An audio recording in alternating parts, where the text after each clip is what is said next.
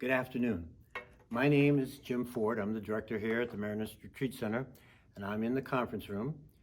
And I'd like to share with you one of my favorite pictures of Jesus.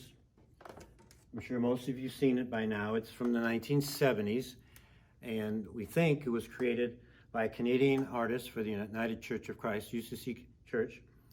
And it's always one of my favorites because it shows Jesus' humanity.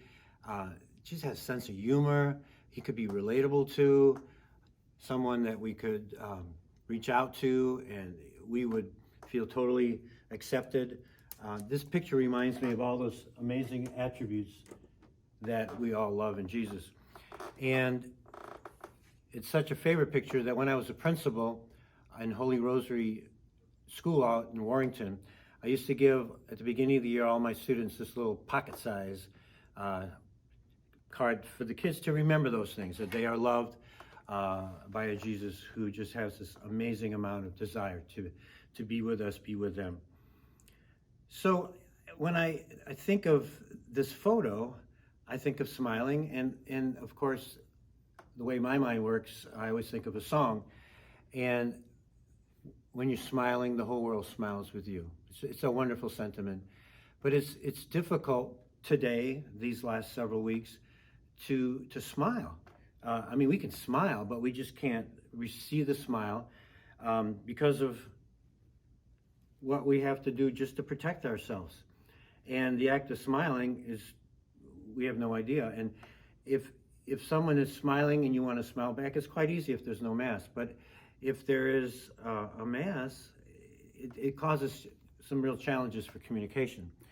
And so this is something that I thought about a lot, because about a couple months ago when I first started doing this blog, I was thinking about the people in the post office, and when we smile at each other, so usually we'd get a reciprocal smile back. If you said something, sometimes people would say something too. And so even though we're strangers, we're all humans, we're all God's children, and simple interchanges like that at the post office was really wonderful. And those opportunities now are much more difficult. So we've got to keep thinking of other ways to remind ourselves about smiling. So I go back to the song, which was written when you're smiling, 1928. And it was written, ironically, a year before the Great Crash, one of the worst time, one of the most tragic times in America in terms of finances and poverty and other things. But this song was written as a call, a reminder that when we're smiling, the whole world smiles with you.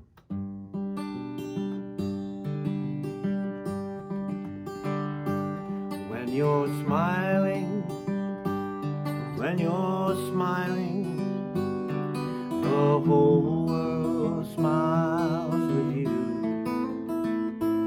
When you're laughing, when you're laughing, the sun comes shining through.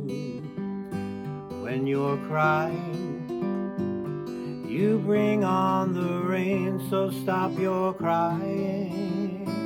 Be happy. Now, that's a tough line to sing now. It's a very tough line. We just reached this incredible statistic, a very sad and tragic statistic of over 100,000 Americans died from the coronavirus. There's no expectation that everybody can smile. There's no expectation that anybody feels happy in any way. And so singing songs like that seems to be on some level wrong. We are a people that need to allow some of us to grieve, to allow people to be sad, not to smile, and to be angry. And these are challenging times, and these are emotions that some of us may be uncomfortable with. But as human beings, as children of God, we should be allowed to do that. So I kind of rewrote part of the song for these times. It goes something like this. When you're smiling, the whole world smiles with you. laughing, when you're laughing, sun comes shining through. But when you're crying, we know you're in pain. We will be with you until you're happy again. Keep on smiling if you can. Keep on smiling, 'cause the whole world smiles with you.